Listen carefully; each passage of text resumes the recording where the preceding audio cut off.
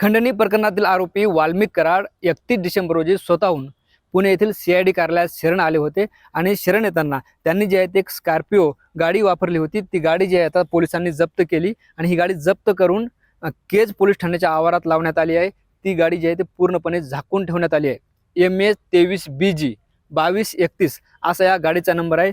शिवलिंग मोराळे यांच्या मालकीची ती गाडी आहे। त्यांच्या पत्नीच्या नावावर या गाडीची नोंद करण्यात आली आहे। मात्र काल तपास अधिकाऱ्यांनी कोर्टात असा दावा केला की वाल्मिक कराड केवळ या गाडीतून शरणच नाही आले, तर या गाडीतून फरार होण्यासाठी त्यांनी या स्कॉर्पिओ गाडीची जी आहे ते मदत घेतली, असा दावा जे आहे ते कोर्टात करण्यात आला आहे। त्यामुळे जे आहे ते या गाडीची चौकशी केली जाते। तपासाच्या अनुषंगानं या गाडीच्या आधारे माहिती काढण्याचा प्रयत्न जे आहे ते SIT असेल, CID असेल, बीड पोलिसाच्या वतीनं सुरू आहे आणि हीच गाडी जी आहे ते जप्त झालेली आपण या ठिकाणी पाहतोय। आता पुढे या गाडीच्या माध्यमातून तपासाला काही क्ल्यू मिळतो का, हेही पाहणं महत्त्वाचं ठरणार आहे।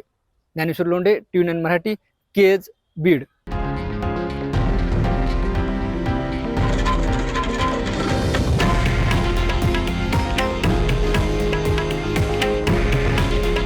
हे आहे देशातील नंबर 1 न्यूज नेटवर्क आणि आपण पाहत आहात TV9 मराठी। काळजी तुमची, हित महाराष्ट्राचं।